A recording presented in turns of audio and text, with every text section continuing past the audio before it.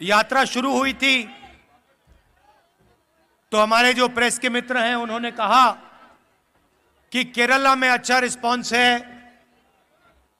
उत्तर भारत में यात्रा को रिस्पांस नहीं मिलेगा, महाराष्ट्र में, कर्नाटक में नहीं मिलेगा। कर्नाटक में बीजेपी की सरकार है, कर्नाटक पहुंचे तो केरला से बेहतर रिस्पांस कर्नाटक में मिला। फिर मीडिया ने कहा कि भाई कर्नाटक में मिल गया रिस्पांस, महाराष्ट्र में नहीं मिलेगा।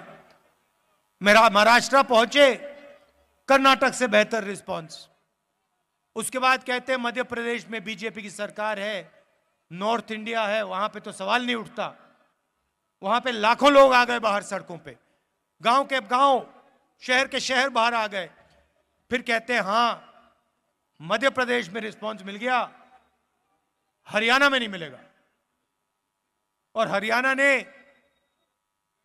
बाकी सब प्रदेशों को दिखा दिया कि हरियाणा क्या है और हरियाणा क्या कर सकता है।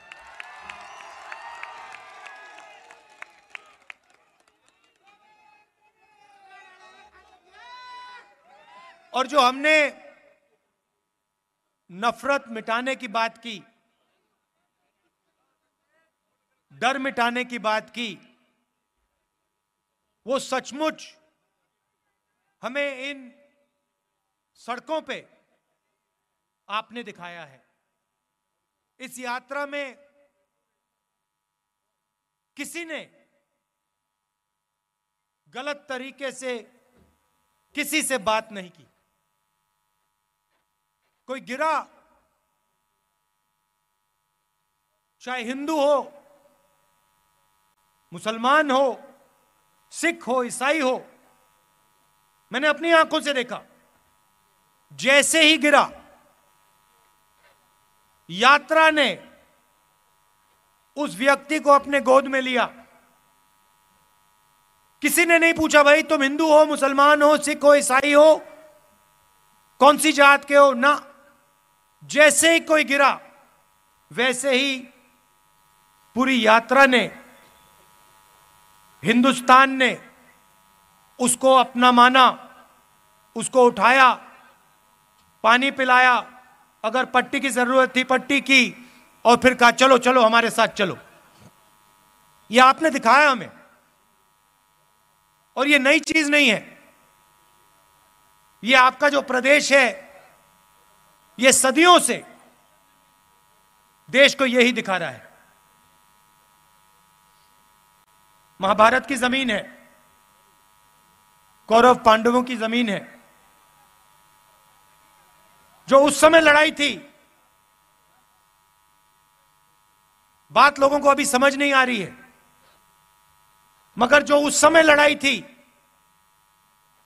वही आज लड़ाई है। लड़ाई किसके बीच में है?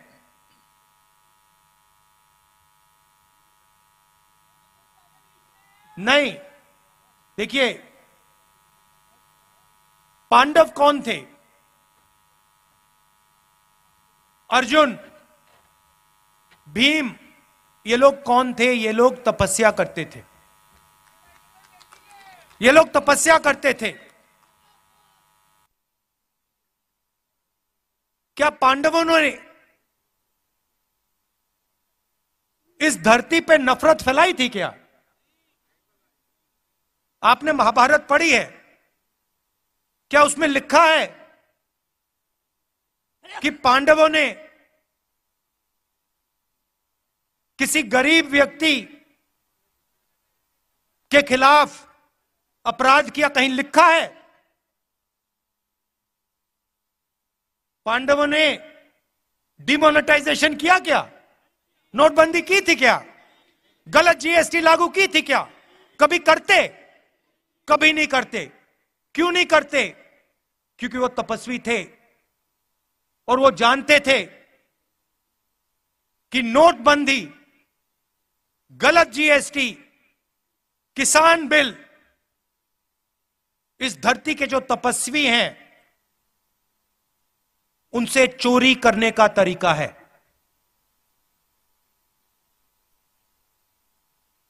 एक तरफ तपस्वी थे, 5 थे, दूसरी तरफ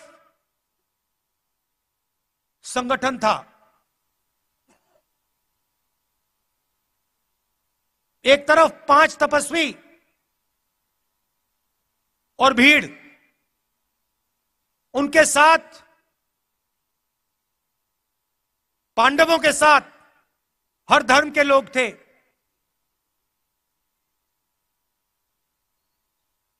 जैसे यहां पे यात्रा चल रही है, इसमें कोई ये नहीं पूछता भैया कौन हो, कहां से आए हो। मोहब्बत की दुकान है ये। पांडवों ने भी, आप याद रखिए, आप याद रखिए, पांडवों ने भी अन्याय के खिलाफ काम किया था। पांडवों ने भी नफरत के बाजार में मोहब्बत की दुकान खोली थी। देखिए पुलिस वाले सिर हिला रहे हैं, देखिए मुस्कुरा के सिर हिला रहे हैं पुलिस वाले, समझते हैं ये। भैया कैमरा इस साइड मत दिखा देना, फंस जाएंगे। गलती से भी मत दिखा देना। कौरव कौन थे भैया? कौरवों के हाथ में 21वीं सदी के कौरव बता देता हूं। 21वीं सदी के कौरव हाफ पैंट, खाकी हाफ पैंट पहनते हैं, हाथ में लाठी लिए होते हैं और शाखा लगाते हैं। उनके साइड में, उनकी तरफ हिंदुस्तान के 2-3 सबसे अमीर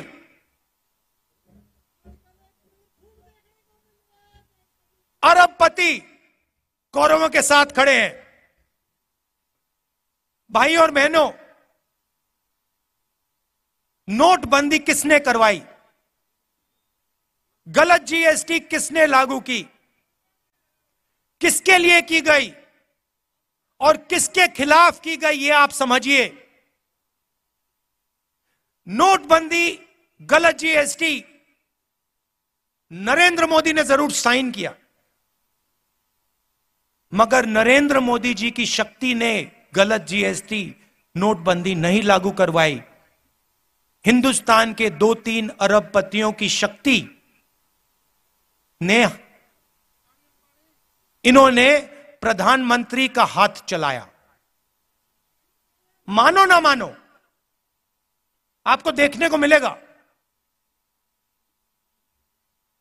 उस समय के अरबपति पांडवों के साथ खड़े थे क्या? अगर खड़े होते तो पांडव जंगल में क्यों बैठे थे? पांडवों को घर से क्यों निकाला? क्योंकि उनके साथ अरबपति नहीं खड़े थे, मगर उनके साथ इस धरती की जनता, इस धरती के किसान, इस धरती के मजदूर, इस धरती के गरीब, इस धरती के छोटे दुकानदार, इस धरती के स्मॉल और मीडियम बिजनेस सब खड़े थे। ये देश भाइयों और बहनों, ये देश तपस्वियों का देश है। मुझे कहा जाता है, मुझे किसी ने कहा आप 3000 किलोमीटर चले। मैंने उससे कहा तो क्या हुआ? मैंने क्या बड़ी बात कर दी? अगर आप जाओ और इस देश के किसी भी किसान से पूछो, भाई पिछले 4 महीनों में आप कितने किलोमीटर चले हो, वो आपको बता देगा 3000, 4000, 5000 किलोमीटर चला हूं। हां, कन्याकुमारी से दिल्ली नहीं चला हूं, मगर अपने खेत में चला हूं, मंडी गया हूं, मंडी जाकर वापस आया हूं, फिर मंडी गया हूं, फिर वापस आया हूं, खाद खरीदने गया हूं, बीज खरीदने गया हूं। मैंने क्या बड़ा काम किया? कुछ नहीं। किसी भी मजदूर से आप पूछ लो, आपको बताएगा 24 घंटा मैं सर पर बोझ रख के आगे पीछे आगे पीछे आगे पीछे चलता जाता हूं। वो ये जो घड़ी है ना फिटबिट वाली, ये जो मैं पहना हूं, जो किलोमीटर दिखा देती है, वो नहीं पहनता है। इसलिए उसको शायद पता नहीं लगता कितने किलोमीटर चला है। हमारे साथ यात्री चले, मुझे कहते हैं भैया 3000 किलोमीटर चले। मैंने उससे कहा भैया तुम्हें खाना मिला आज सुबह? भोजन खाया तुमने? कितने बार भोजन खाया? 3 बार खाया ना। तो वो जो चल रहे हैं आधी रोटी खा रहे हैं और तुम क्या बड़ी बात कर रहे हो? वो आधी रोटी पे 3000 किलोमीटर चलते हैं, तुम भरपूर खाना खा के 3000 किलोमीटर चल के छाती फैला रहे हो। क्या मतलब है इसका?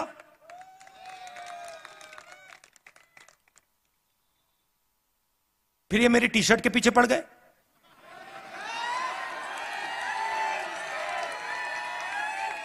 इनको अभी तक समझ नहीं आ रही बात। नहीं, उनको समझ नहीं आ रही बात। देखो ये कह रहे हैं टी शर्ट क्यों पहना है, ये सफेद टी शर्ट क्यों पहना है, इसको सर्दी नहीं लगती। सबसे पहले मैं आपको बताता हूं क्यों पहना हूं।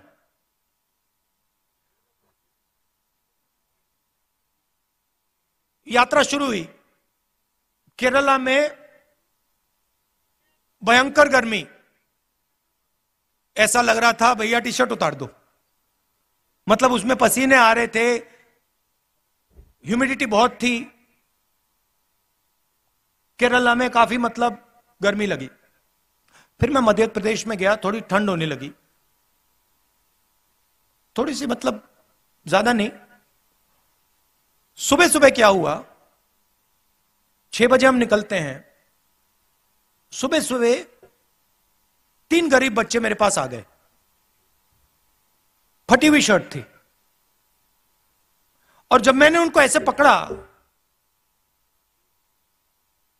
हाथ लगाया फोटो के लिए, फोटो लेना चाहते थे, एक इस साइड और एक साइड लड़कियां थी, एक इस साइड एक इस साइड। जैसे मैंने उनको पकड़ा, वो कांप रही थी, ठंड से कांप रही थी। और फिर मैंने देखा पतली सी शर्ट थी। उस दिन मैंने निर्णय ले लिया कि जब तक मैं नहीं कांपूंगा मैं टी शर्ट पहनूंगा।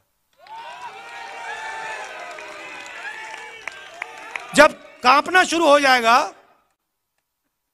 जब मुझे अच्छी मतलब ठंड लगने लगेगी, जब जबरदस्त कठिनाई होगी, तो फिर मैं स्वेटर पहनने का सोचूंगा, मगर उससे पहले नहीं करूंगा। मैं उनको मैसेज देना चाहता हूं, उन 3 लड़कियों को देना चाहता हूं कि अगर आपको ठंड लग रही है तो फिर राहुल गांधी को भी ठंड लगेगी। जिस दिन आपने स्वेटर पहन लिया, उस दिन राहुल गांधी स्वेटर पहन लेगा। नहीं नहीं नहीं, ये बात मत बोलो, ये फिर से आप गलत बात बोलना शुरू कर दो। महात्मा गांधी नहीं हूं मैं। आप नहीं, सुनो, ये मेरे जैसे इस देश में करोड़ों लोग हैं, ठीक है, करोड़ों लोग हैं। यहां पे क्या हो रहा है, यहां पे काम कोई कर रहा है, तपस्या कोई कर रहा है। जैसे मैंने पांडवों की बात की, यहां पे युद्ध हुआ था, हजारों लोग मरे थे। वो क्यों हुआ था? क्योंकि उस समय हिंदुस्तान में जो काम कर रहा था, जो तपस्या कर रहा था, उस समय किसान थे, मजदूर थे। आज किसान हैं, मजदूर हैं, छोटे व्यापारी हैं, स्मॉल और मीडियम बिजनेस चलाते हैं। आज हमारे पास माइक्रोस्कोप बनाने वाले लोग आए, आप बनाते हैं, मैन्युफैक्चरिंग है, देखो इनकी, 100-200 लोगों को ये रोजगार देते हैं। ये तपस्या करते हैं 24 घंटा। कोई माइक्रोस्कोप बनाता है, कोई यहां पे पोल्ट्री फार्म चलाता है, कोई खेती करता है, गन्ना उगाता है। ये तपस्वी है देश के। और खाता कोई और है, और खाता कोई और है। और जो खाता है भैया वो तो दिखते भी नहीं है। उदाहरण देता हूं, प्रधानमंत्री बीमा योजना, आपके जेब में से पैसा निकलता है, आप देते हो, और हिंदुस्तान की सरकार आपका पैसा उसमें जोड़ती है। आप सुबह 4 बजे उठते हो, हम 6 बजे उठते हैं, आप 4 बजे उठते हो। 4 बजे उठने के बाद आप काम शुरू करते हो। आपके साथ खेत में आपके इतने छोटे छोटे बच्चे होते हैं, पूरा परिवार काम करता है। फिर तूफान आता है, आंधी आती है, बारिश होती है, ओले गिरते हैं, और फिर आप जाते हो बीमा लेने। कहते हो भैया चलो नुकसान हो गया, बीमा का पैसा तो भरा था। पता लगता है इंटरनेट पे आपको कंपनी नहीं मिलेगी, नाम नहीं मिलेगा, फोन करो कोई जवाब नहीं देगा। आपकी तपस्या कोई और खा गया। जीएसटी के बारे में बताता हूं, मजेदार बात मैंने सुनी।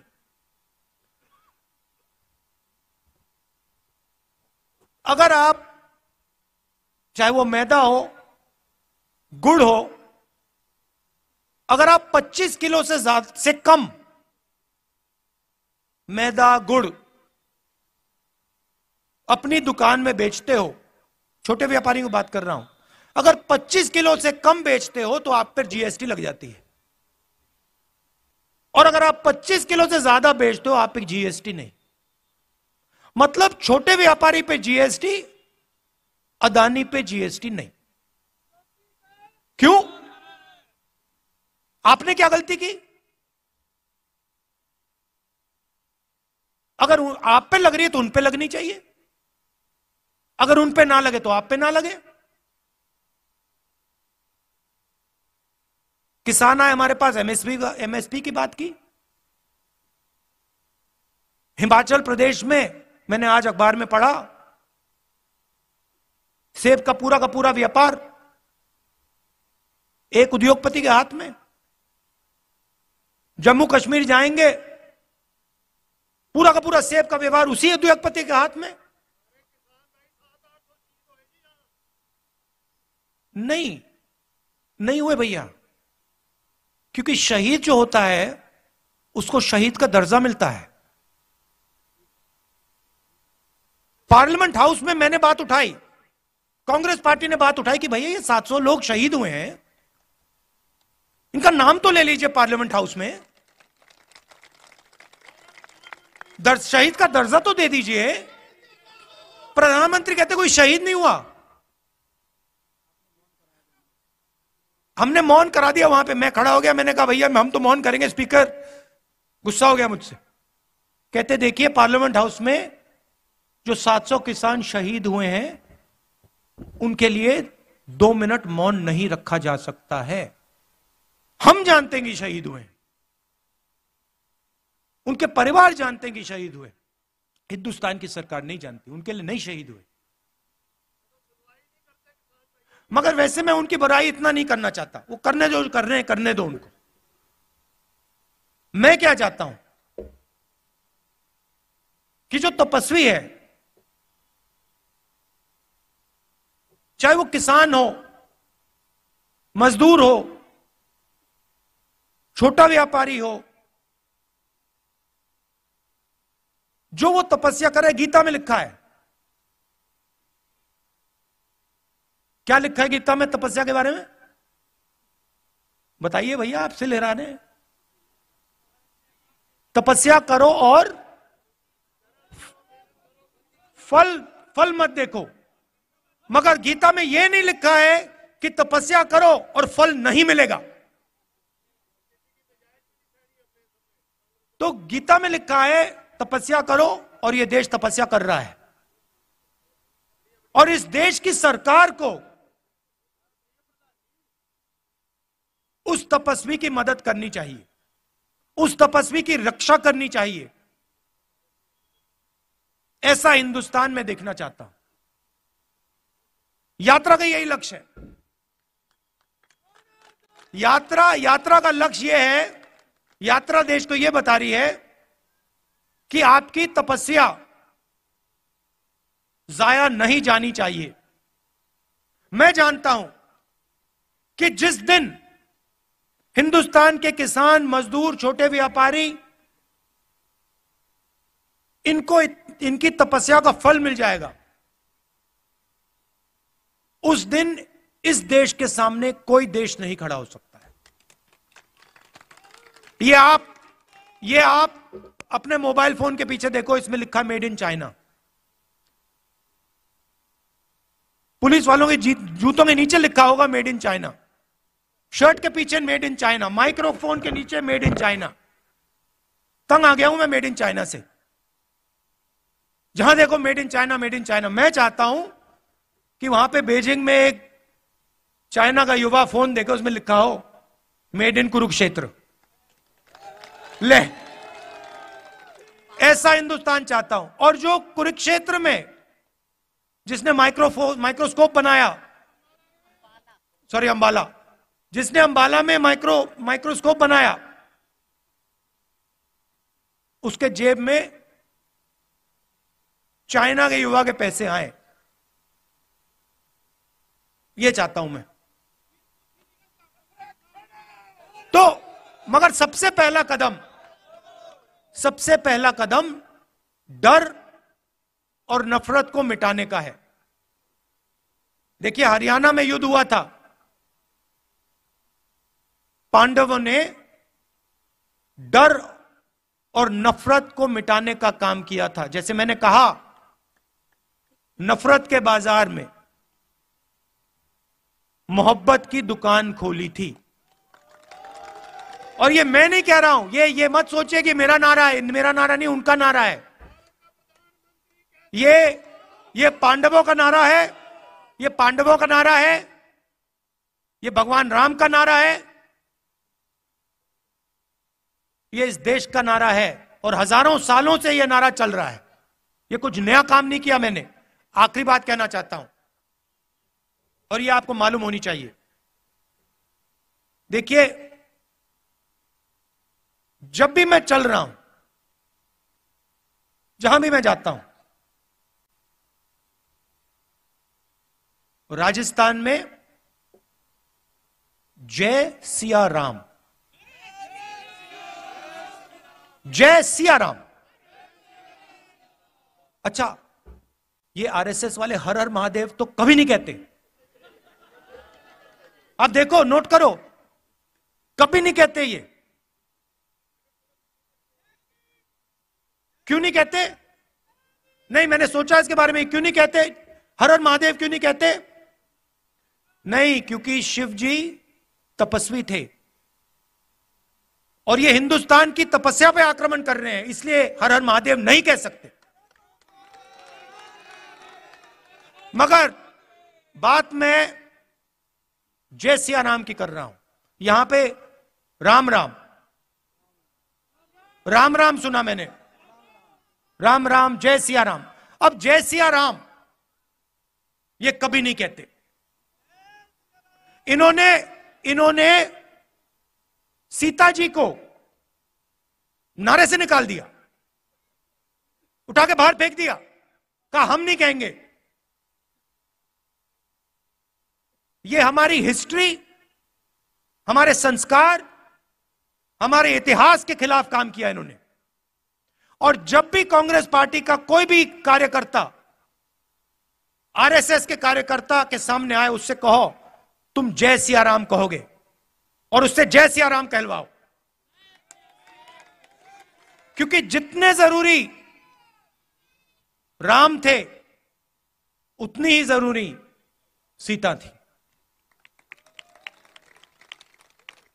तो आप सब यहां आए, इतने प्यार से आपने मेरी बात सुनी, दिल से आपका धन्यवाद करना चाहता हूं।